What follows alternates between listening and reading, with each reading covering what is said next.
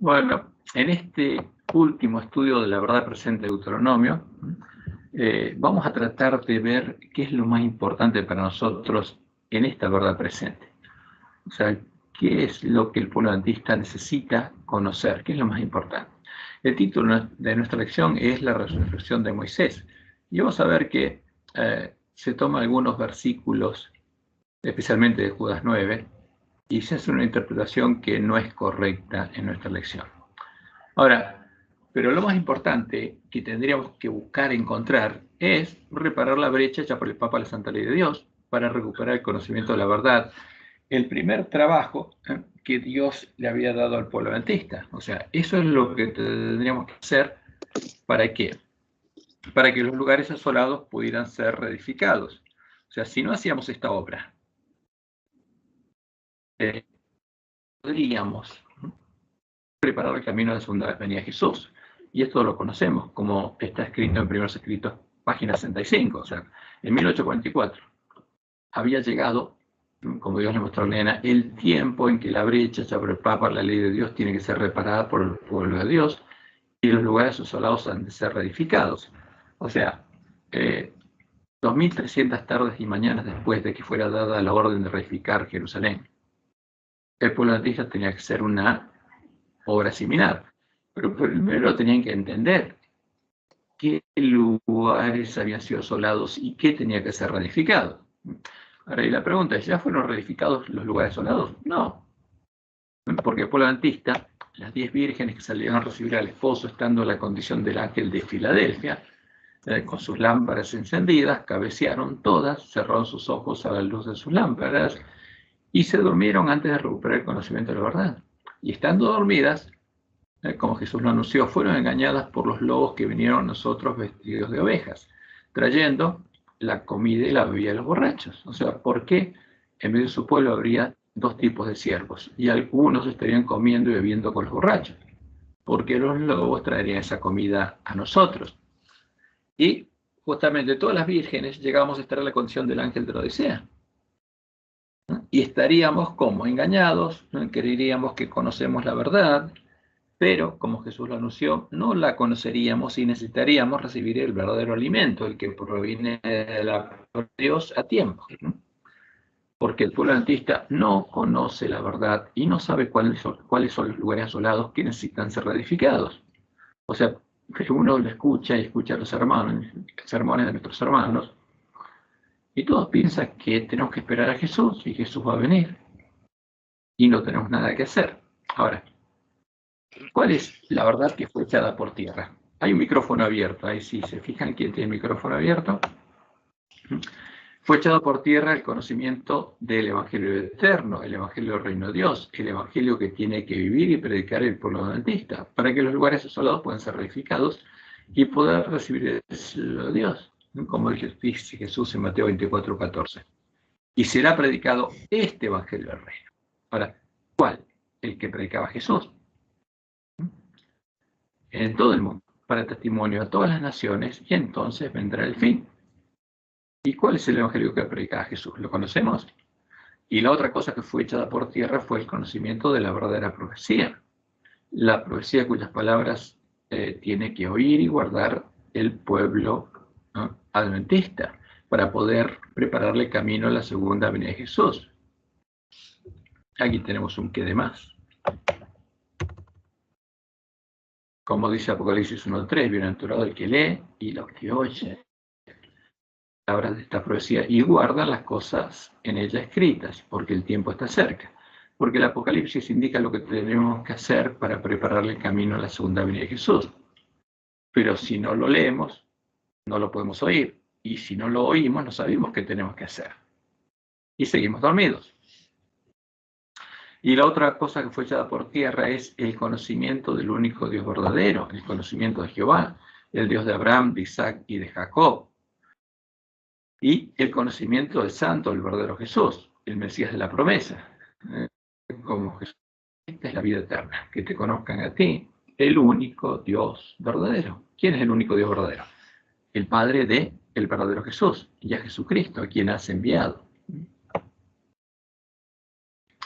Y en el estudio de esta última lección de la verdad presente en Deuteronomio, después de analizar los temas que presenta nuestra lección a la luz de la ley de testimonio de los profetas, vamos a buscar reflejar qué es lo que dice la ley de Moisés sobre el santo, el verdadero Jesús. Porque Jesús empezó justamente enseñando a sus discípulos quién era Él por la ley de Moisés. Y para entender cuál es la profecía que se cumplió y se cumple en Santo el verdadero Jesús. La profecía que no puede cumplir el anticristo, la abominación desoladora de la que habló el profeta Daniel. La imagen del Dios de las fortalezas, el Dios de la bestia romana, a la que la bestia y el falso profeta llaman Dios y Cristo. Porque la bestia y el falso profeta no adoran al Dios verdadero. Y el que adora al mismo Dios que la bestia y el falso profeta no está adorando al Dios verdadero. Está adorando a un ídolo, a una abominación.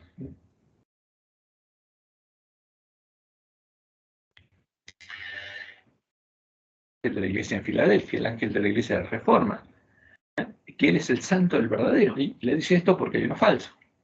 Y él es el que tiene la llave de David, el que abre y ninguno cierra, y cierra y ninguno abre. Pero el falso les dio la llave a su reino ¿a quién? Al hombre de pecado. Y eso está escrito en los cadáveres de los dos testigos. Y dice Jesús, he puesto delante de ti una puerta abierta, la cual nadie puede cerrar. Y nadie la va a poder cerrar. Y la vas a poder encontrar. Porque aunque tienes poca fuerza, has guardado mi palabra y no has negado mi nombre. No hiciste lo que hicieron los apóstatas de la iglesia primitiva. Y cuando hablo de una puerta, ¿quién es la puerta? Es Él. Yo soy la puerta. El que por mí entrare será salvo. Ahora, ¿por qué? Porque hay otra puerta, la puerta ancha. Está la puerta estrecha y la puerta ancha. ¿Por qué Jesús vamos a entrar? Aquí Jesús vamos a recibir. Y por supuesto, el verdadero no es el que adora a la bestia del falso profeta. Ese es el falso.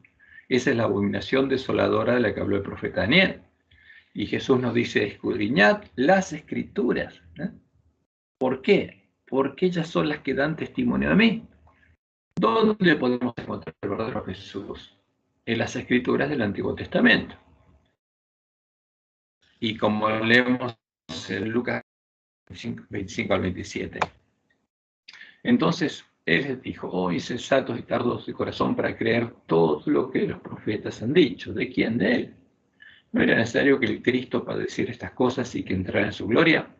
Y comenzando desde Moisés. ¿Desde dónde empezó? Desde Moisés. Y eso es lo que estamos estudiando nosotros.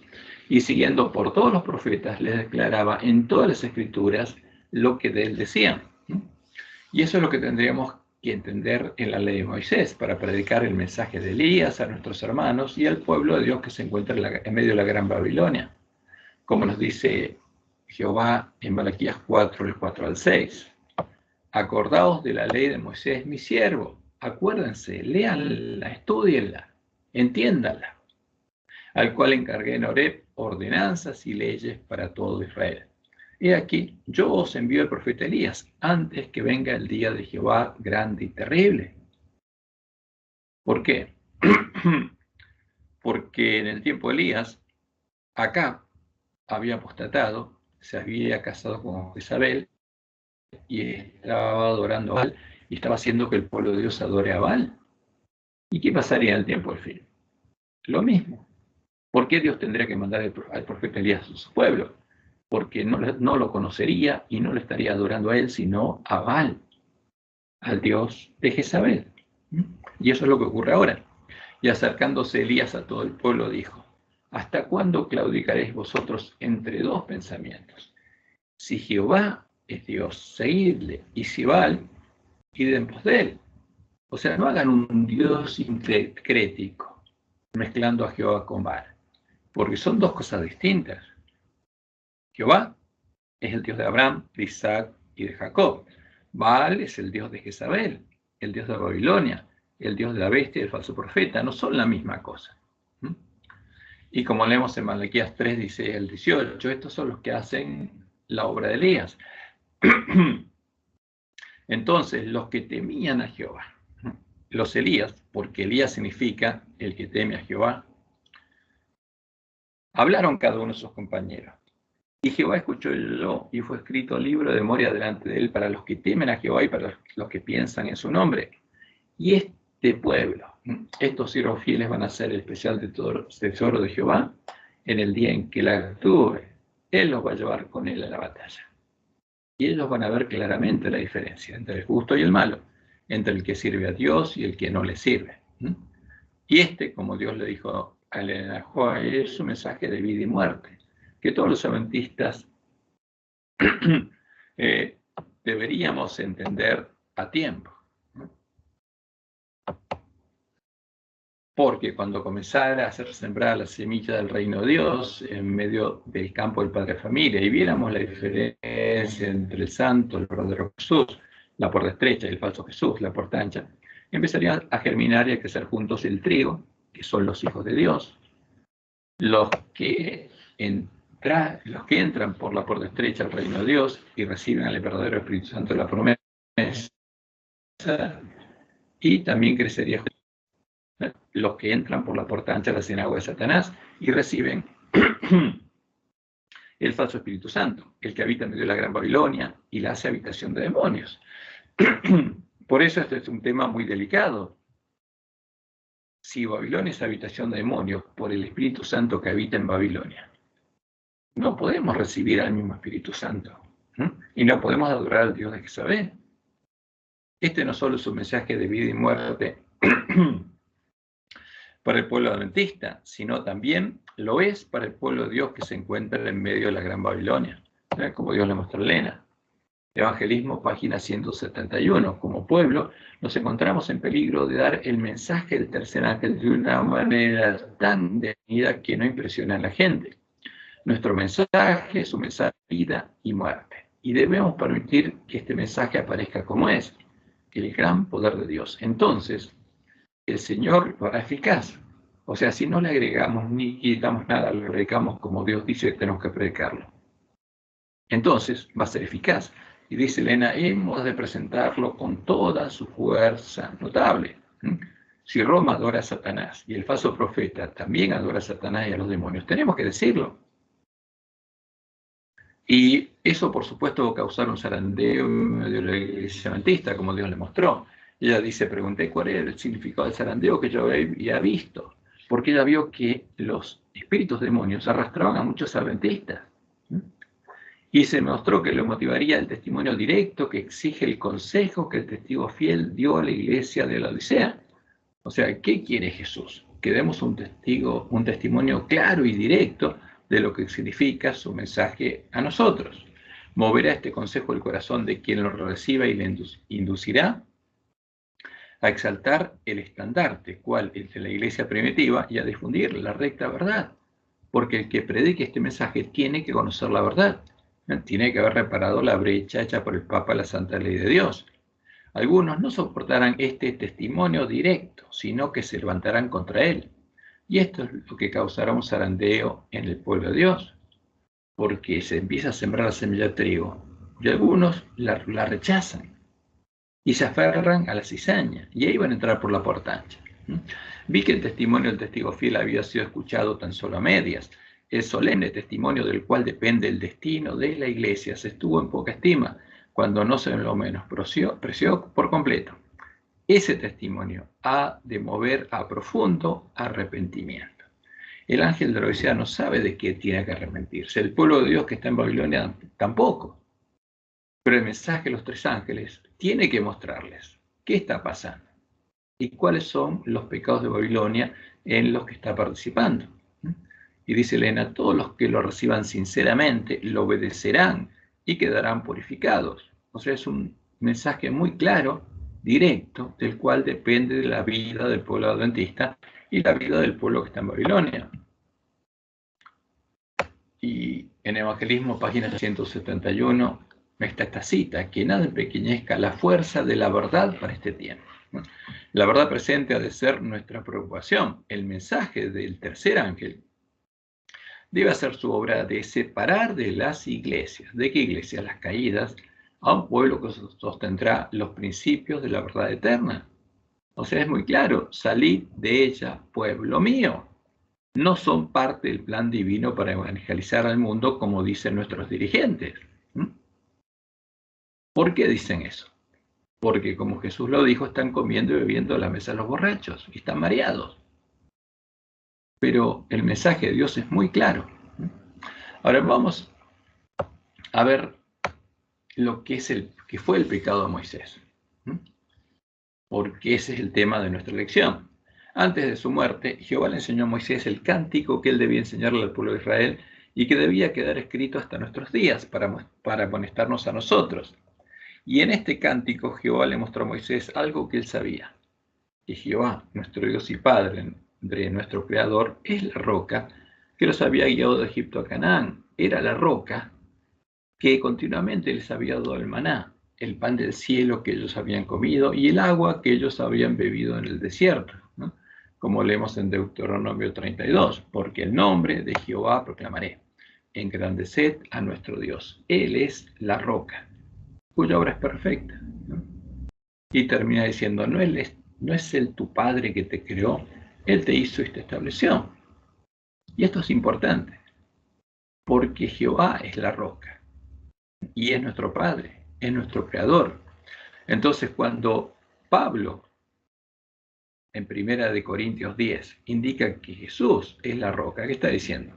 Que Jesús es Jehová, no es otro que quién, que nuestro Dios y Padre, hecho hombre. Por esa causa, cuando se enojó con el pueblo, y en vez de hablarle a la roca para que les diera su agua, en vez de pedirle a Jehová que les diera agua, y golpeó la peña, a la roca, Moisés golpeó e hirió al símbolo con el que Jehová se manifestaba ante su pueblo y le daba a beber agua. Y eso es terrible, como leemos en números 20 del 1 al 5. Llegaron los hijos de Israel, toda la congregación, al desierto de Sin en el mes primero, y acampó el pueblo en Cades, y allí murió María y fue sepultada. Y porque no había agua para la congregación, se juntaron contra Moisés y Aarón. Y habló el pueblo contra Moisés, diciendo, ojalá hubiéramos muerto cuando perecieron nuestros hermanos delante de Jehová. ¿Por qué hiciste venir a la congregación de Jehová a este desierto para que muramos aquí nosotros y nuestras bestias? ¿Y por qué nos has hecho subir de Egipto para traernos a este mal lugar? No es lugar de cementera, de higueras, de viñas, ni de granadas, como era la tierra prometida, ni aún de agua para beber. O sea, y se quejaron, ¿por qué? Porque ni siquiera tenían agua. Ahora, pero Dios lo estaba probando. Porque los 40 años que estuvieron desiertos siempre tuvieron agua. Nunca les faltó agua, ni comida, ni sombra de día, ni la columna de fuego de noche. Como podemos observar, después de haber experimentado el amor de Dios en la nube y la columna de fuego que los guiaba todos los días y los había guiado hasta el en el que se encontraban. Porque ¿por qué llegaron a ese lugar? Porque la columna de fuego y la columna de nubes los llevó ahí, Jehová los llevó. Y en el pan y el agua, justamente, que les había dado continuamente, se olvidaron de todo eso. Y frente al primer contratiempo, nuevamente el pueblo de Israel estaba mostrando su falta de fe, estaba pecando contra Dios y estaba acusando a Moisés de llevarlos a un lugar que no tenía las características de la tierra prometida. Y en el tiempo de Elena muchos se quejaron también, pero ella dijo, justamente como Dios le mostró, que íbamos a permanecer en el desierto por nuestra propia conducta errónea. Y sigue el relato, y se fueron Moisés y Aarón delante de la congregación, delante de la congregación, a la puerta del tabernáculo de reunión, y se postraron sobre sus rostros, y la gloria de Jehová apareció sobre ellos. Y habló Jehová a Moisés diciendo, toma la vara.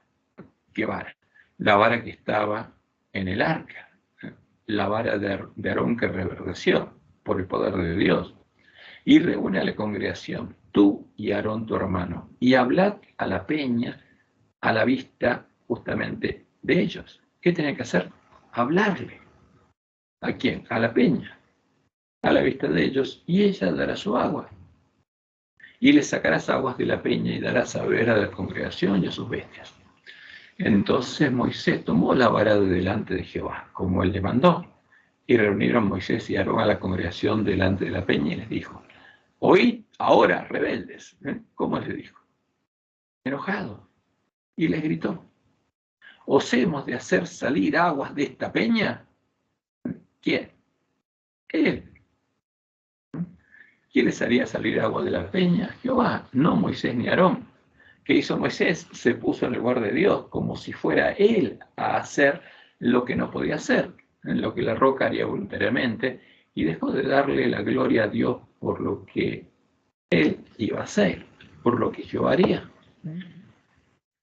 Y esta cita está en nuestra lección, tomada de Patriarcas y Profetas, página 442. Cuando exclamaron airadamente: ¿os hemos de hacer salir aguas de la peña? Se pusieron en el lugar de Dios, como si dispusieran de poder ellos mismos, hombres sujetos a las debilidades y las pasiones humanas.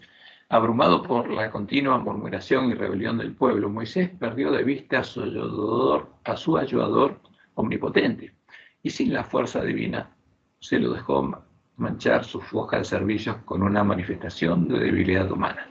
El hombre que hubiera podido conservarse puro, firme y desinteresado hasta el final de su obra fue vencido al fin. ¿Qué pasó? Fue vencido. Dios quedó deshonrado ante la congregación de Israel cuando debió haber sido engrandecido y exaltado. Y fíjense que ¿quién lo venció? Satanás. ¿Por medio de qué? De la murmuración de sus hermanos. Y esto es lo que Satanás intentó que hiciera Jesús, pretendiendo tener poder para hacer milagros, para transformar las piedras en pan. Esa fue la primera tentación, tomando el lugar de Dios, como si él tuviera un poder propio para hacerlo, como hizo Moisés. Pero a Jesús Satanás no logró engañarlo, ¿no? Jesús nunca dejó de dar la gloria a su Padre por todas las obras que él hacía, como leemos en Juan 14, versículos 10 y 12. ¿No crees que yo soy el Padre y el Padre en mí? Las palabras que yo os hablo, no las hablo por mi propia cuenta, sino que el Padre que mora en mí, Él hace las obras. ¿A quién le daba la gloria a Jesús? A su Padre. Nunca pretendió que era Él. Siempre indicó que los milagros y las obras que él hacía, las hacía su Padre. Creedme que yo soy el Padre y el Padre en mí. De otra manera, creedme por las mismas obras. De cierto os digo, el que en mí cree, las obras que yo hago, él las hará también. ¿Quién las hace? No las hago yo, las hace mi Padre. Y ustedes van a hacer las mismas obras, porque el Padre las va a hacer. Y aún mayores hará, porque yo voy al Padre, decía Jesús. Luego, en vez de hablarle a la peña para que ella diera su agua, Moisés golpeó 2 veces a la peña con la vara. Y a pesar de este pecado, por misericordia, Jehová hizo brotar agua de la peña, como leemos en Números 20:11. Entonces alzó Moisés su mano y golpeó la peña con su vara 2 veces. En vez de hablarle, la golpeó para forzarla. La hirió y salieron muchas aguas y bebió la congregación y sus bestias. Ahora, pero Jehová tuvo que amonestar a Moisés y a Aarón por sus actos y, como ejemplo para el pueblo de Israel y para nosotros, por su falta de fe y por su pecado contra Dios, por no haber santificado a Jehová delante del pueblo, ellos no pudieron entrar en la tierra prometida, como leemos en Números 20, 12 y 13. Y Jehová dijo a Moisés y a Aarón: por cuanto no creísteis en mí. ¿Qué pasó? No solamente se pusieron en lugar de Dios, sino tuvieron fe en Dios. Y no lo santificaron para santificarme delante de los hijos de Israel. Por tanto, no meteréis esta congregación en la tierra que les he dado. Ustedes no van a ser los líderes de este pueblo. Y eso es muy claro. Y termina diciendo Números 23. Estas son las aguas de la rencilla, por las cuales contendieron los hijos de Israel con Jehová, y él se santificó en ellos. Ahora, ¿qué pasó después? Moisés murió, porque ya estaban cerca de la frontera con Canaán, y él murió. Aunque la tradición judía indica que Moisés fue el que escribió los 5 libros de la ley, el libro que registra las palabras de Dios y las palabras de Moisés a su pueblo termina con el relato de lo que le sucedió a Moisés en el día de su muerte, algo que Moisés no pudo escribir, pero sí pudo hacerlo el que registró estos hechos en el libro de Deuteronomio, probablemente Josué, porque el escritor del libro de Deuteronomio probablemente haya sido Josué. Y leemos en Deuteronomio 34, del 1 al 3. Subió Moisés de los campos de Moab al monte Nebo, a la cumbre del Pisga, que está enfrente de Jericó, y le mostró Jehová toda la tierra de Galaad hasta Dan, todo Neftalí, y la tierra de Efraín y de Manasés, toda la tierra de Judá hasta el mar occidental, el Negev y la llanura, la vega de Jericó, ciudades balnearas hasta Zoar. Y en nuestro folleto, algo interesante, se indica que esta fue una revelación sobrenatural, no solo de la tierra de Canaán, sino de cómo sería después de que hubieran tomado posesión de ella. Fue una visión de la tierra prometida, del mismo modo en que Satanás se le dio a Jesús, una visión de los reinos de este mundo, sus reinos, los reinos del príncipe de este mundo. Y esto es lo que dice nuestro folleto que indica Elena de White. Y esto fue una visión sobrenatural. Y Jehová le mostró justamente la tierra prometida y cómo el pueblo ingresaría y viviría ahí. Pero Satanás le mostró a Jesús todos los reinos de este mundo. No solamente los reinos que estaban en la tierra de Canaán, sino todo el mundo. Y le dijo, todo esto te daré si postrado me adorares. Y por supuesto, Jesús no fue vencido. Y leemos en Deuteronomio 34, 4 en adelante. Y le dijo Jehová, esta es la tierra que juré a Abraham, a Isaac y a Jacob, diciendo, a tu descendencia la daré. Te he permitido verla con tus ojos, mas no pasarás allá. ¿Por qué se lo prometió ver? Por misericordia, para que viera que a su pueblo le iría bien, que no quedaría en el desierto, sino que entraría y Dios cumpliría su promesa con ellos. Pero él no entraría. Y murió allí Moisés, siervo de Jehová, en la tierra de Moab, conforme al dicho de Jehová. Y lo enterró en el valle. ¿Quién lo enterró? Jehová mismo lo enterró. Ningún hombre, Dios lo enterró. En la tierra de Moab, enfrente de Bet-peor, y ninguno conoce el lugar de su sepultura hasta hoy. Era Moisés de 120 años cuando murió. Sus ojos nunca se oscurecieron ni perdió su vigor. Y lloraron los hijos de Israel a Moisés en los campos de Moab 30 días. Y así se cumplieron los días del lloro y del luto de Moisés. Y por supuesto, esto fue escrito después de esos 30 días, después de que Moisés hubiera muerto. Y Josué, hijo de Nun, fue lleno del espíritu de sabiduría. Josué, hijo de Nun, el que probablemente escribió o terminó de escribir Deuteronomio, fue lleno del espíritu de sabiduría porque Moisés había puesto sus manos sobre él y los hijos de Israel le obedecieron e hicieron como Jehová mandó a Moisés. Y nunca más se levantó profeta en Israel como Moisés, a quien haya conocido Jehová cara a cara. ¿Hasta qué? Hasta que vino el Mesías, como había dicho Jehová a Moisés, profeta como tú, voy a levantarle a tu pueblo y con él voy a hablar cara a cara. Nadie como él en todas las señales y prodigios que Jehová le envió a hacer en tierra de Egipto, a Faraón y a todos sus siervos y a toda la tierra. Y el gran poder y en los hechos grandiosos y terribles que Moisés hizo a la vista de todo Israel. Y Moisés murió y Jehová enterró su cuerpo en el valle que está al lado del monte Pisga.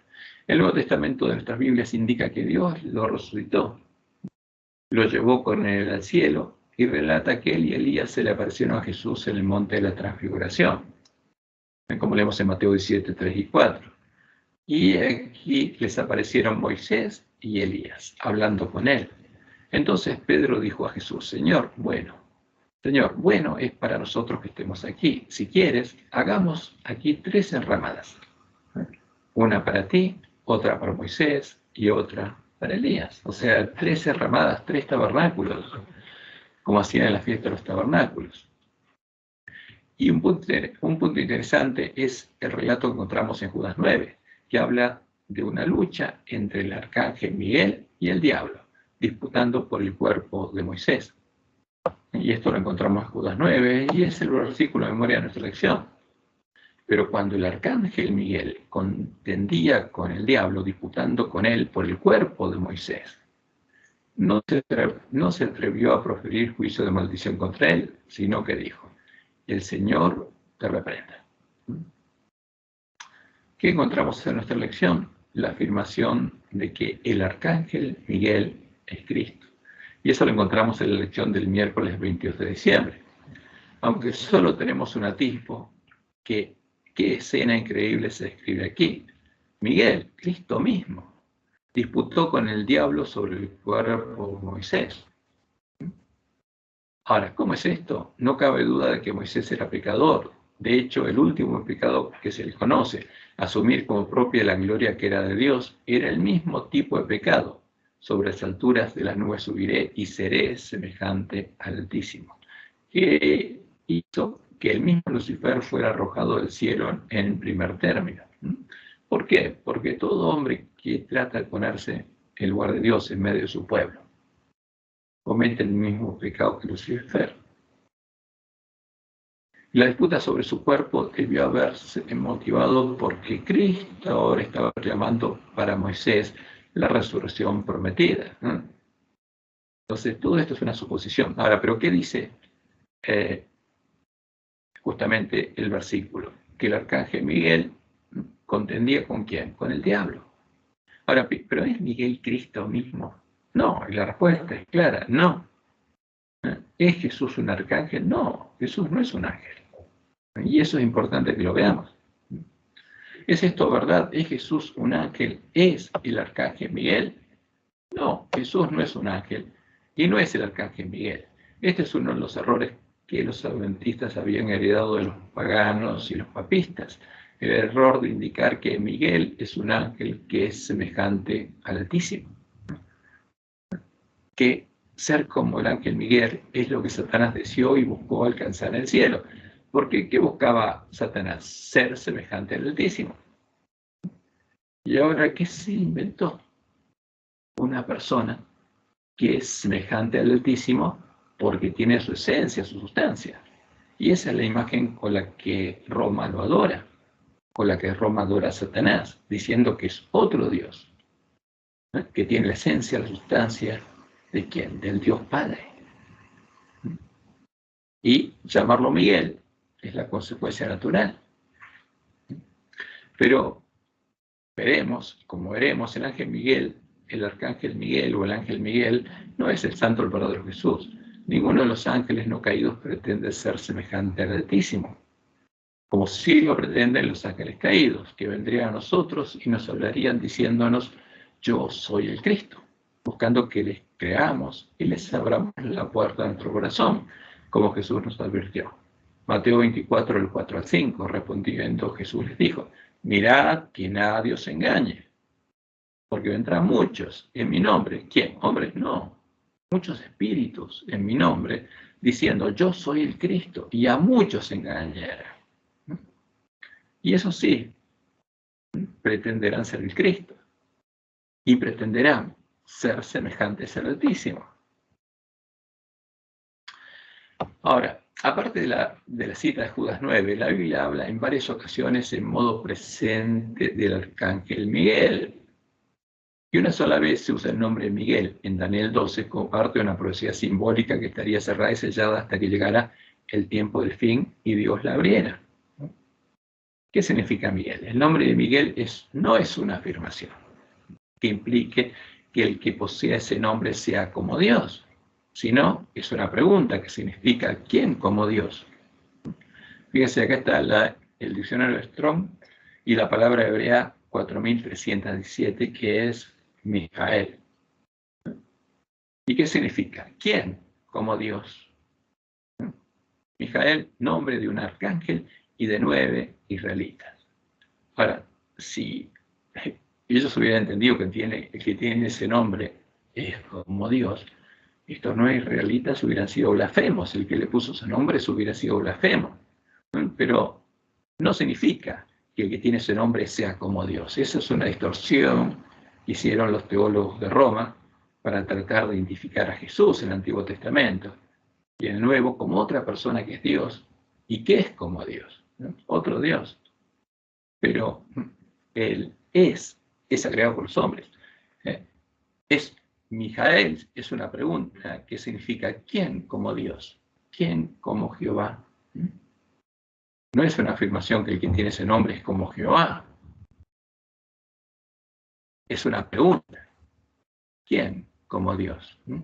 Como en Judas 9, en Daniel 10, 13 y 21, se habla de la obra que estaba haciendo el arcángel Miguel, uno de los principales ángeles en el tiempo de Daniel, antes de que Jehová se hiciera hombre, antes de que engendrara el Mesías, antes de que existiera Jesucristo hombre. Entonces, Judas 1:9 está hablando de qué? De una acción pasada. Pero cuando el arcángel Miguel contendía con el diablo, disputando por el cuerpo de Moisés, no se atrevió a proferir juicio de maldición contra él, sino que dijo: el Señor te reprenda. Entonces, esto es algo pasado, que ocurría antes de que existiera Jesucristo hombre. Pero antes que existiera Jesucristo hombre, Jesús no era el arcángel Miguel. No es el arcángel Miguel el que se hizo hombre, no es un ángel. Y la Biblia es clara. Y en Daniel 10:13 encontramos lo siguiente: mas el príncipe del reino de Persia se me opuso durante 21 días. ¿Quién dice? Gabriel. Pero aquí, Miguel, uno de los principales príncipes, uno de los principales ángeles, vino para ayudarme y quedé allí con los reyes de Persia, porque había una lucha. Ahora, ¿quién era Miguel? El arcángel Miguel, no es otro.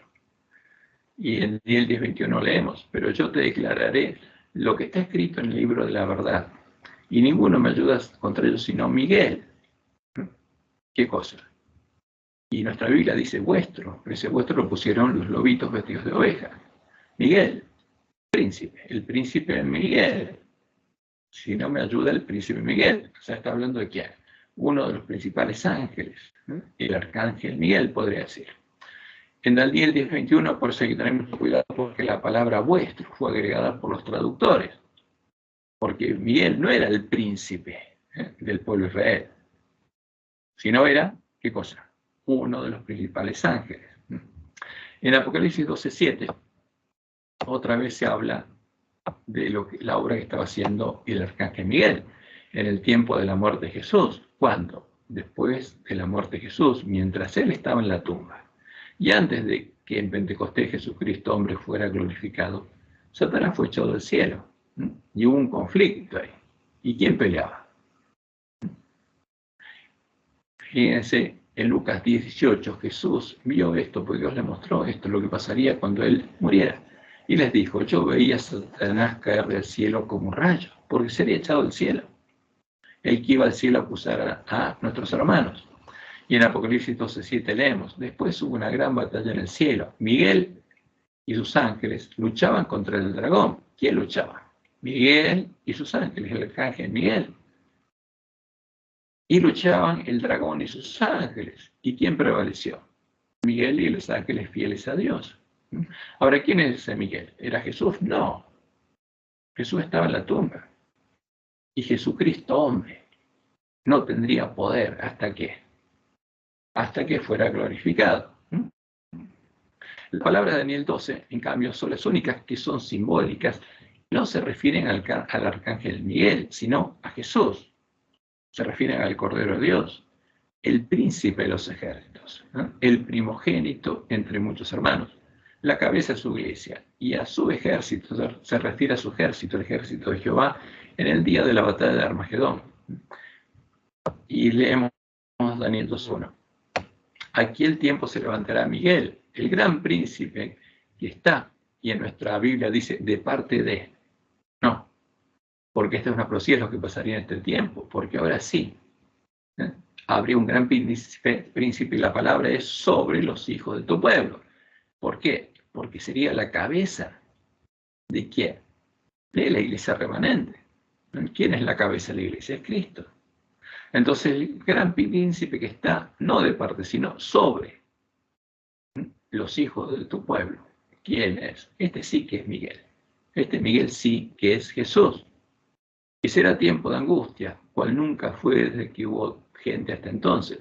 Pero en aquel tiempo será libertado tu pueblo, todos los que se hallen escritos en el libro. ¿Y por qué sabemos que este es Miguel? Porque eso es lo que dice el Apocalipsis también. Ahora, ¿qué significa Miguel? ¿Quién como Jehová? Es una pregunta. Y esta también no es solamente un nombre, es un grito de guerra.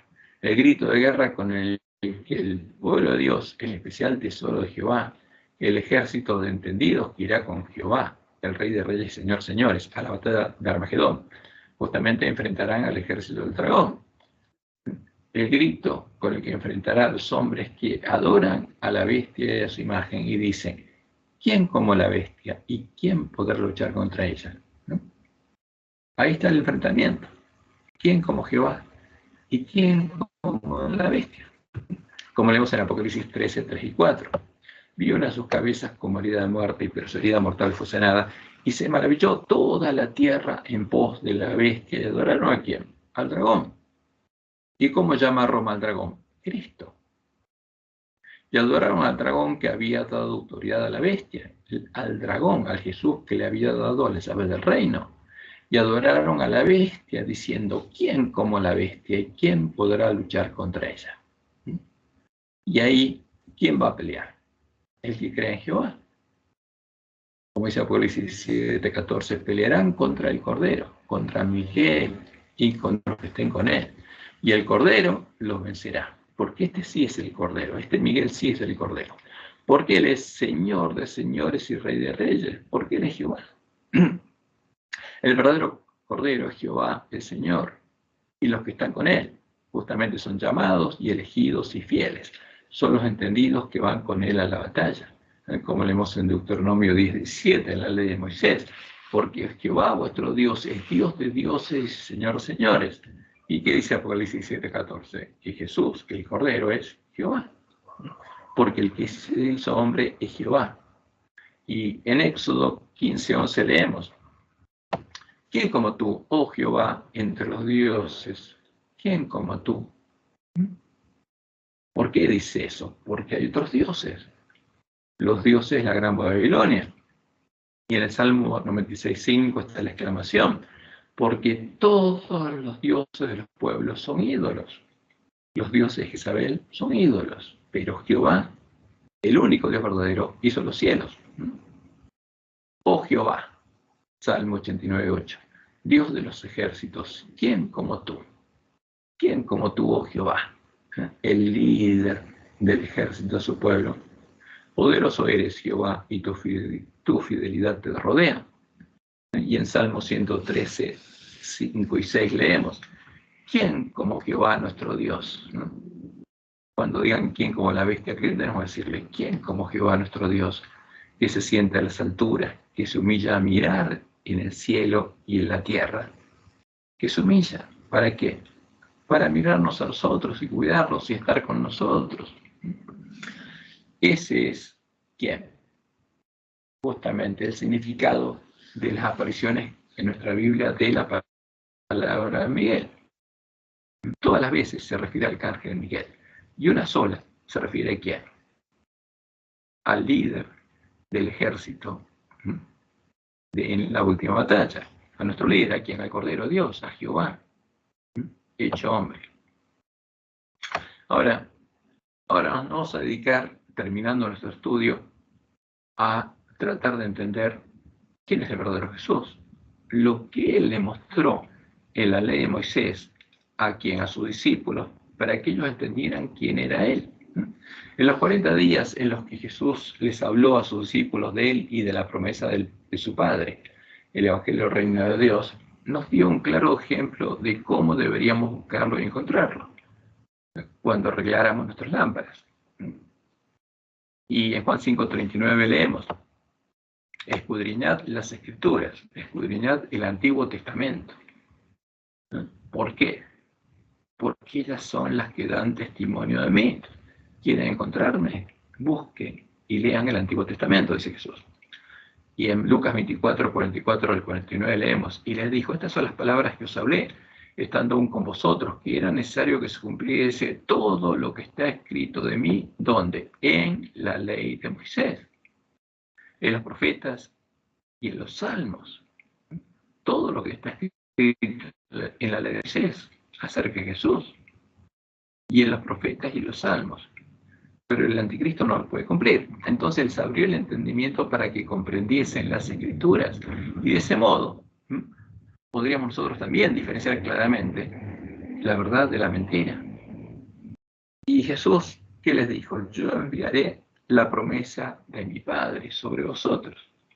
Enviaré al Espíritu Santo de la promesa, como les dice después, y está registrado en Hechos 1 al 3 al 5.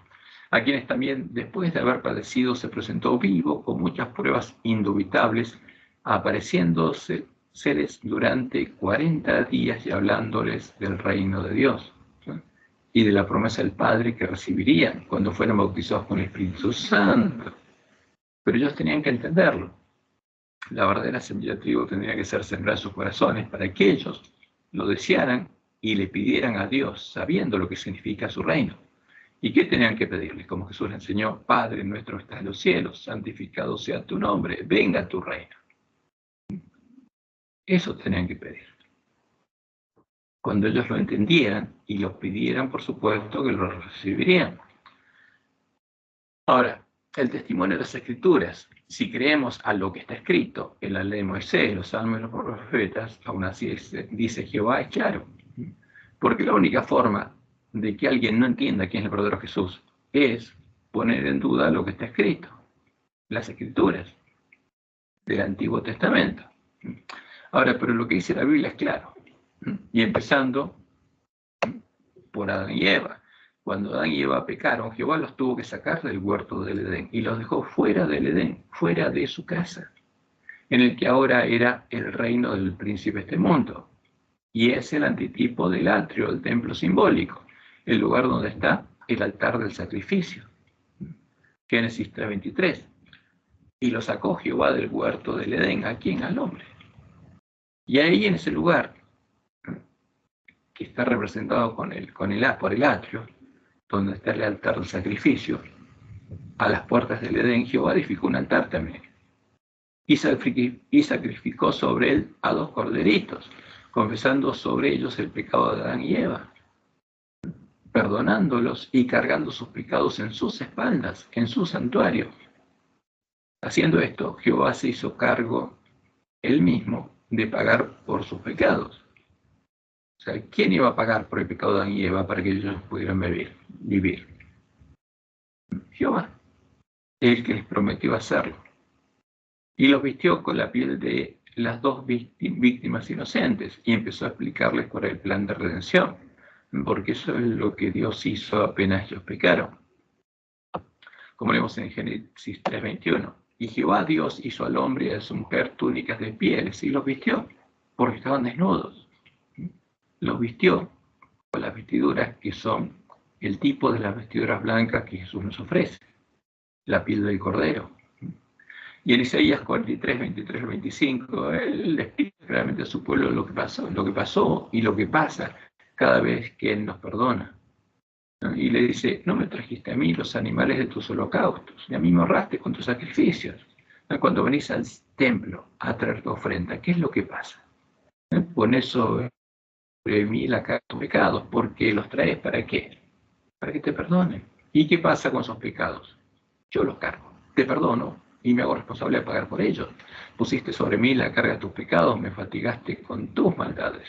Yo soy el que borro tus rebeliones por amor de mí mismo y no me acordaré de tus pecados. ¿Quién es? ¿Qué es lo que hace Jehová? Por amor perdona nuestros pecados y los carga. Y para que nosotros seamos justamente justificados, para que nuestro pecado sea expiado, Él los carga y se hace responsable de pagar por sus pecados. Y como lo anunció el Cordero de Dios, el Mesías, sería un hijo de hombre, un hijo de Adán y Eva, un hijo de Abraham, un hijo de David. Él sería el primogénito de la simiente de la mujer, que vencería al dragón y a su simiente, como luego lo harían sus hermanos, como leemos en Génesis 3:15. Y pondré enemistad entre ti y la mujer, y entre tu simiente y la simiente suya. Esta te herirá en la cabeza y tú le herirás en el calcañar. O sea, el conflicto entre la mujer simbólica, que es la iglesia triunfante, un símbolo de la iglesia triunfante, los vencedores, y la serpiente. Se daría también entre los hijos de la mujer y los hijos de la serpiente. Y en Génesis 22:18, Dios le promete a Abraham que el Mesías sería su hijo. En tu simiente serán benditas todas las naciones de la tierra. Como dice Pablo, está hablando de uno, de Cristo, por cuanto obedeciste a mi voz. Y en Salmos 2:6-7 leemos: pero yo he puesto mi rey sobre Sión, mi santo monte. Yo publicaré el decreto. Jehová me ha dicho: mi hijo es tú, yo te engendré hoy. Porque el Mesías sería engendrado ¿por quién? Por Jehová, con la carne de David. Como Dios es David, y lo tenemos registrado según Samuel 7:12-14. Y cuando tus días sean cumplidos y duermas con tus padres, o sea, cuando mueras, no durante tu vida, yo levantaré después de ti a uno de tu linaje, el cual procederá de tus entrañas, y afirmaré su reino. Él edificará casa a mi nombre. Él es el que va a edificar el verdadero templo, no Salomón. Salomón va a edificar el simbólico. Y yo afirmaré para siempre el trono de su reino. Yo le seré el padre, y él me será mi hijo. Yo lo voy a engendrar. Y yo es tu padre, y él va a ser mi hijo, pero va a tener tu carne. Y como leemos en Salmos 89:26-27, mi padre eres tú, mi Dios, y la roca de mi salvación. ¿Por qué? Porque sería un hombre. Y Jehová sería su Dios, y la roca su salvación.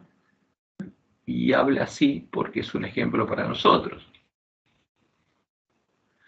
Le honor primogénito, dice Jehová. Y esto es lo hermoso del Evangelio, porque no sería el único, sería el primogénito, el más excelso de los reyes de la tierra.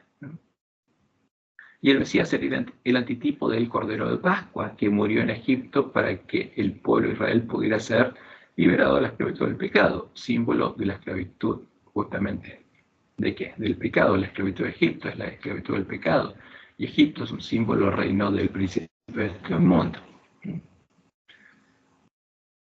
Y justamente cuando leemos en Éxodo 12:26-27, y cuando os dijeren vuestros hijos, ¿qué es este rito vuestro? ¿Qué es la Pascua? Vosotros responderéis: es la víctima de la Pascua de Jehová. El Cordero de Pascua es la víctima de la Pascua de Jehová, el cual pasó por encima de las casas de los hijos de Israel de Egipto, cuando hirió a los egipcios y libró nuestras casas. Pero no es gratis. ¿Por qué? Porque alguien tenía que morir para que ellos no murieran. ¿Y quién moriría? Por eso el Mesías debía morir en nuestro lugar. ¿Dónde? En el altar del sacrificio, en medio de la gran ciudad que se llamaba Babilonia, Sodoma de Egipto, en medio del reino del príncipe de este mundo, el lugar donde también estarían los cadáveres de los dos testigos, como leemos en Apocalipsis 11:3-8. Y sus cadáveres estarán en la plaza de la grande ciudad que en sentido espiritual se llama, ¿cómo se llama? Sodoma y Egipto. ¿De dónde liberó Dios a su pueblo? De Egipto. ¿Y dónde murió Jesús? Donde murió el primer Cordero de Pascua, donde también nuestro Señor fue crucificado, fuera del Edén, donde se puso en el altar, en el atrio del templo, símbolo del reino del príncipe de este mundo, a donde los pecadores estamos y tenemos que morir. Y el Mesías sería el antitipo del macho cabrío sobre el que cae la suerte por Jehová y muere en el día de la expiación, para el perdón de los pecados del pueblo y para la purificación santuario de la culpa de todos los pecados perdonados por Dios durante el continuo, anunciando esta profecía que Jehová, el Dios de Abraham, de Isaac y de Jacob, nuestro Dios y Creador, el Dios fuerte, el Padre eterno, la roca eterna, el único Dios verdadero, sería el que se haría hombre y moriría por nosotros. Él sería nuestro Redentor. ¿Quién? El que estaba perdonando a su pueblo y cargando sus pecados. Él mismo pagaría por los pecados perdonados. Y leemos en Levítico 16, del 8 al 9, donde esta profecía simbólica anuncia quién sería nuestro Redentor. Y echará suertes a Aarón sobre los dos machos cabríos, una suerte por Jehová. Y esto es claro, porque un macho cabrío representa a Jehová, no al arcángel Miguel, a Jehová. Y otra suerte por Azazel, por Satanás.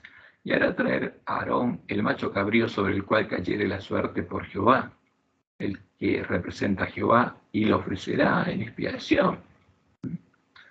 Y en Isaías 7:14, Dios empieza a explicar más claramente lo que pasaría. Por tanto, el Señor mismo nos dará la señal, y aquí que la Virgen concebirá, y dará a luz un hijo, y llamará su nombre Emmanuel. ¿Y qué significa? Que ese niño, ese hombre, sería Dios con nosotros, Jehová con nosotros. Y en Isaías 44, 6 al 8 leemos lo siguiente. Así dice Jehová, Rey de Israel, y su Redentor. Porque Jehová está diciendo, yo soy el Redentor, Jehová de los ejércitos, yo soy el primero, y yo soy el postrero, y fuera de mí no hay Dios. O sea, ¿habría otra persona aparte de Jehová, nuestro Dios, que fuera también Dios? No, él dice que no. Luego vosotros sois mis testigos, no hay Dios sino yo. Hablando en primera persona singular, no hay fuerte, no conozco ninguno. ¿Y por qué? ¿Para qué afirma esto? Para que nosotros podamos identificar claramente al verdadero Mesías. ¿Por qué? Si hay un solo Dios y el Mesías es Emmanuel, ¿quién es? Es el único Dios verdadero, hecho hombre. No había otra persona que fuera semejante al Altísimo, que fuera Dios y fuerte como Jehová, y pudiera redimirnos. Jehová no conocía ninguna, y solo Él podría hacerlo. Porque un niño nos es nacido, hijo nos es dado, y el principado sobre su hombro, y se llamará su nombre admirable, consejero, Dios fuerte. ¿Quién sería el Mesías? El Dios fuerte, el único Dios fuerte, el único Padre eterno. Él sería el príncipe de paz. Y en Isaías 43 al 6, las palabras de Dios son claras, salvo que nos creamos estas palabras. Vos que claman en el desierto, preparad camino a Jehová. ¿A quién? A Jehová, a nuestro Dios. Y se manifestará la gloria de Jehová. Y toda carne conjuntamente la verá. Y como dice en Isaías 53:6, todos nosotros nos descarriamos como ovejas, cada cual se apartó por su camino, mas Jehová cargó en quién, en su cordero, en él, el pecado de todos nosotros, porque era una oveja, pero sin mancha. Y en Isaías 4:2 se nos dice, en aquel tiempo, el renuevo de Jehová, el que brotaría de Jehová, será para hermosura y gloria, y el fruto de la tierra para grandeza y honra a los sobrevivientes de Israel, a los que su nombre queda escrito en el libro de la vida. Por eso, el Mesías es ¿quién? Es nuestra justicia, y es la justicia de Dios, la justicia por medio de la cual el santuario será purificado y Jehová será declarado justo en el día en el que él será o sería juzgado, porque ese día ya llegó. Leemos en Jeremías 23, del 5 al 6. De aquí vienen días, dice Jehová, en que levantaré a quien, a David renuevo justo. ¿Había algún hombre justo? Ni uno. Pero el renuevo de David, el Hijo de Dios y el Hijo del Hombre, sería justo. ¿Por qué? Porque tendría escrita la ley de Dios en la mente y el corazón. Y este será su nombre con el cual le llamarán. ¿Cómo le llamarían? Jehová. ¿Quién sería el Mesías? Jehová. ¿Se puede usar el nombre de Dios para hablar de una persona? No, es un pecado. Pero no si al Mesías lo llamamos Jehová, como anuncia la profecía. Le llamarán Jehová, justicia es nuestra, porque Jehová es nuestra justicia. Él se hizo hombre para pagar por nuestros pecados y liberarnos de la esclavitud del pecado. Por eso Él murió en medio de Egipto, en medio del reino del príncipe de este mundo. Porque Jehová no exigía la muerte, pero tuvo que morir para redimirnos de la esclavitud del pecado. ¿Para pagarle a quién? Al príncipe de este mundo, y después de que Jehová murió, desde que el Cordero de Dios murió en su reino, ya no puede reclamar a ninguno de nosotros, a todos los que oyen y creen en el Evangelio como propios. ¿Por qué? Porque ya Jehová pagó el precio de nuestra redención. Y en Isaías 5:16 justamente se habla de lo que pasaría en el día en que Jehová sería juzgado, porque él estaba perdonando y tenía que ser justo. Pero Jehová de los ejércitos será exaltado en juicio. El Dios santo será santificado con justicia. ¿Cuándo? Cuando el santuario sea purificado.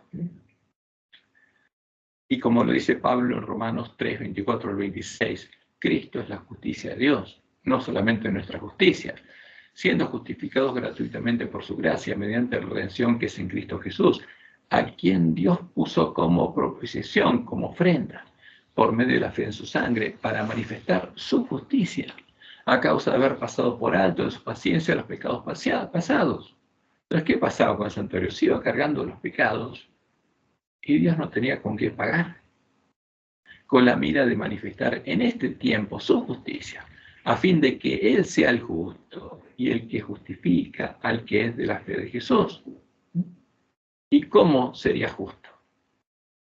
¿Sí? Nos redimía, porque tenía que redimirnos en la esclavitud del pecado y pagar por nuestros pecados. Por este testimonio, los miembros de la iglesia primitiva creían y confesaban que el Mesías era Jehová el Señor. Y todos los redimidos de la última generación van a dar el mismo testimonio, como leemos en 1 Timoteo 3:16. E indiscutiblemente grande es el misterio de la piedad. Dios fue manifestado en carne. ¿Qué Dios? El Dios de Israel, Jehová. Fue manifestado en carne. ¿Quién es Jesús? Es Emmanuel, es Dios manifestado en carne, justificado en el Espíritu, visto de los ángeles, predicado a los gentiles, creído en el mundo, recibido arriba en gloria. Como dice Pablo, porque hay un solo Dios y un solo mediador entre Dios y los hombres. ¿Quién? El Cordero de Dios, nuestro hermano en la carne, Jesucristo, hombre, el renuevo de Jehová. Y en Isaías 25:9 está escrito los redimidos, los que hayan recuperado el conocimiento de la verdad, y todos los que hayan creído en el Evangelio verdadero van a decir en la última generación, cuando vean venir al santo, al verdadero Jesús en las nubes de los cielos, y se dirán aquel día, he aquí, este es nuestro Dios, este es nuestro Dios, este es Jehová, le hemos esperado y nos salvará, este es Jehová a quien hemos esperado, nos gozaremos y nos alegraremos en su salvación. Entonces, ¿quién es Jesús? ¿Es un ángel, un arcángel, un ser creado? No, es Jehová el Señor, es nuestro Dios. Ese es el hermoso misterio de la piedad, del amor de Dios por nosotros. Y por el testimonio de la ley de Moisés, los profetas y los salmos, sabemos que el verdadero Mesías es Jehová el Señor hecho hombre, como el renuevo humano de Jehová, como el hijo de David. Sabemos que no es otro Dios, que no es otro Dios que sea un Dios hijo, engendrado de la sustancia del Dios Padre, como lo es el definido en la doctrina de la Trinidad. Y es un ángel, como el arcángel Miguel. El verdadero Mesías es Jehová el Señor, es nuestro Dios y creador, nuestro Padre, el Dios y creador de los ángeles. Y todo, entre comillas, Jesús, que no sea Jehová el Señor, porque habría muchos falsos cristos, que no sea Jehová el Señor, que no sea la roca que dio Israel de Egipto a Canaán, como lo son o lo es el Hijo del Dios Padre de la Trinidad, el Dios Hijo del Dios Padre de la Trinidad, el definido en la doctrina de Jezabel, es un ídolo. Todo Jesús que conocemos, a los que adoran a la bestia y al falso profeta, y todos los que puedan aparecer son ídolos. Por eso Pablo nos alienta a huir de la idolatría para no adorar a Satanás y a los demonios. Y eso lo hace justamente citando el cántico de Moisés, que nos dice, porque el nombre de Jehová proclamaré. Él es la roca. ¿Quién es Jehová? Es la roca. Es nuestro Padre que nos creó, el que nos hizo y nos estableció. Entonces, cuando Pablo dice que la roca que guiaba a Israel de Egipto a Canaán era Cristo, ¿qué está diciendo? Que la roca, que Jehová es el que se hizo hombre, que ese es el misterio de la piedad. Y el que cree en un Jesús distinto a Jehová, que no es la roca, cayó en la idolatría. Por eso nos dice, huyan de la idolatría, ¿eh? Como lo dice en 1 Corintios 19:21. ¿Por qué?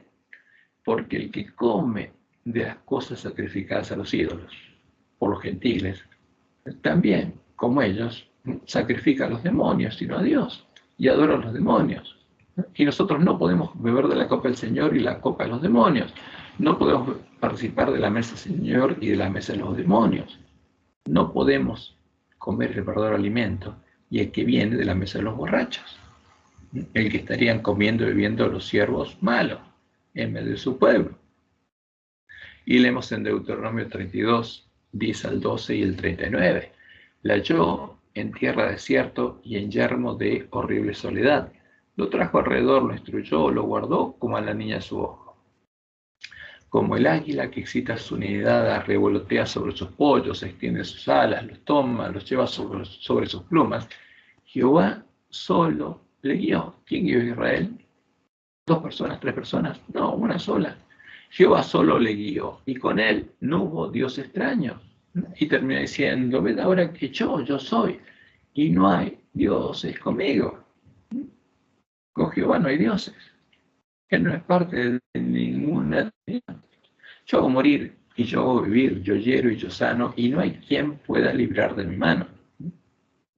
Y otro tema delicado que tenemos que nombrar es el que aparece en la lección del jueves 23 de diciembre de 2021, donde dice, sin la esperanza de la resurrección, hablando de la resurrección de Moisés, no tenemos ninguna esperanza.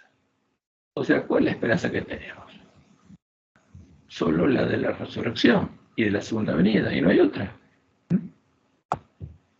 Por supuesto, esto es verdad, porque el que no tiene el verdadero conocimiento del Evangelio no puede tener otra esperanza que esta.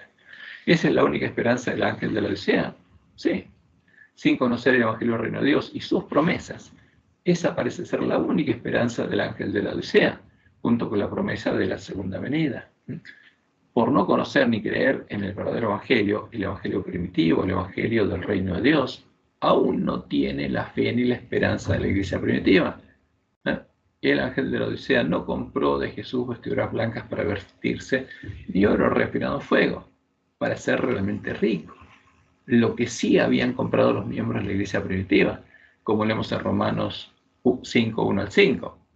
Dice Pablo, justificados pues por la fe, o sea, vestidos con vestiduras blancas, porque las vestiduras blancas son la justicia de Cristo. Tenemos paz para con Dios por medio de nuestro Señor Jesucristo, por quien también tenemos entrada por la fe a esta gracia. Porque sin ser justificados, sin lavar nuestras ropas en sangre de cordero, sin estar vestidos de las vestiduras blancas que Jesús nos ofrece, no podemos entrar al reino de Dios, no podemos entrar a la casa de Dios. Pero el que se vistió con las vestiduras blancas tiene entrada por la fe a esta gracia, o sea, a las promesas del Evangelio del Reino de Dios, en la cual estamos firmes y nos gloriamos en la esperanza de la gloria de Dios, la esperanza que no tiene el ángel de la Odisea y que es la más importante, porque esa es la esperanza de nacer de Dios y ser transformado por Dios en imagen de Jesús. Y nos gloriamos en la esperanza de ¿qué? De la gloria de Dios. Y la esperanza no avergüenza, sigue siendo Pablo, porque el amor de Dios, y esa es justamente la verdadera riqueza, lo único que vamos a llevar al cielo. Oro refinado en fuego, ese es el tesoro, el único tesoro que vamos a llevar al cielo, lo que tenemos escrito en la mente y el corazón. El amor de Dios, dice Pablo, ha sido derramado en nuestros corazones por el Espíritu Santo que nos fue dado. Y por eso esa esperanza era una realidad, porque la promesa del Evangelio del Reino de Dios se cumplía en ellos. Y esa esperanza de la gloria de Dios, dice Pablo, no avergüenza. ¿Por qué? Porque el amor de Dios, y ese es el oro refinado en fuego que Jesús nos ofrece, para que podamos amarnos unos a otros como Él nos amó, ha sido derramado en nuestros corazones por el Espíritu Santo que nos fue dado. Pero ¿qué pasaba con su pueblo? Empezando por los líderes del pueblo, que se creían ricos, como el ángel de la Odisea, Jesús les decía, yo os conozco, que no tenéis amor de Dios en vosotros. No tienen amor. ¿Cómo van a poder amar si no tienen el amor de Dios? ¿Y cómo lo van a tener si Dios no pone ese amor en sus corazones? ¿Y cómo lo va a poner si no se lo pedimos? Porque no conocemos que esa es su promesa. ¿Y cómo vamos a conocer que esa es su promesa si no conocemos el Evangelio del Reino de Dios? Si alguien no nos predica el Evangelio eterno. Por eso hay que predicar el Evangelio eterno, hay que sembrar la semilla del reino y a tiempo. ¿Por qué? Porque el ángel de la Odisea tampoco tiene el amor de Dios en su corazón. Como Jesús dijo entonces, no puede, ¿qué cosa? El árbol malo dar frutos buenos. No puede. Y si sigue siendo árbol malo, va a ser cortado, echado en el fuego. Ese es el mensaje del tercer ángel. Porque tú dices, yo soy rico y me he enriquecido y de ninguna cosa tengo necesidad. Y no sabes que tú eres un desventurado, miserable, pobre, ciego y desnudo. Porque esa es la realidad del ángel de la Odisea, que se cree rico. Pero no tiene el amor de Dios en el corazón. Porque no conoce el Evangelio. Y no tiene esa esperanza. Porque está engañado. Ahora, finalmente, ¿a quién adoraremos nosotros? Porque de eso se trata nuestra vida. ¿Adoraremos a Jehová o adoraremos a Baal, al dios de Jezabel, a la abominación desoladora de la que habló el profeta Daniel, al dios de la bestia romana disfrazado de Dios y de Cristo, a la imagen de Baal, a la que adora a la bestia desde el tiempo de la apostasía? ¿A quién vamos a adorar? Y justamente nuestro deseo tiene que ser que este estudio nos haya ayudado a diferenciar la verdad del error. Un escrito está, una así dice Jehová, de los dogmas creados por Balaam con cosas sacrificadas a los ídolos. Por eso Isaías 8:20 es muy claro. A la ley y al testimonio. Si no dijeren conforme a esto es porque no les ha amanecido. Y lamentablemente, a nosotros, los adventistas del séptimo día, no nos ha amanecido. Por eso estamos en la condición que estamos y necesitamos recibir el verdadero alimento a tiempo. Porque va a llegar el fin del tiempo de gracia para nosotros cuando comience el día de Jehová. Y entonces, como pasó en Jerusalén, se habrá cerrado definitivamente la puerta de la gracia para los que fueron llamados y no quisieron entrar. Por eso, nuestra misión no solamente desear y orar para que Jehová bendiga y guarde a su pueblo, sino darle alimento a tiempo a nuestros hermanos, como Jesús lo contó. Abonar la higuera. ¿Para qué? Para que cuando Jesús venga a buscarla tenga fruto y no tenga que cortarla. Ese es el estudio de nuestra lección. Y le hemos agregado un anexo. Y en ese anexo le hemos puesto las 80 veces que el Nuevo Testamento cita a Moisés. ¿Para qué? Para que lo tengamos y lo podamos estudiar. Y no lo vamos a estudiar ahora. Pero con el que quiera, lo vamos a estudiar el sábado a la tarde. Vamos a estudiar todas estas citas. Porque Dios nos manda a acordarnos de la ley de Moisés. Y justamente el Nuevo Testamento cita 80 veces hasta Moisés, empezando por Mateo 8:4. Entonces Jesús le dijo, ¿quién la citó? Jesús mismo. Mira, no lo digas a nadie, sino ve, muéstrate al sacerdote y presenta la ofrenda que ordenó Moisés para testimonio a ellos. ¿Qué tenía que hacer? Cumplir con la ley de Moisés. Bueno, estas citas son las que vamos a estudiar el sábado para analizarlas. ¿Por qué? Porque son parte de los cadáveres de los dos testigos y hay algunas citas, unas poquitas, que no son verdaderas. Y nosotros tenemos que poner línea sobre línea todas las palabras de la Escritura para poder diferenciar la verdad y el error. Bueno, que Jehová los bendiga y los guarde, los guíe a toda verdad y que tengan un hermoso y feliz sábado.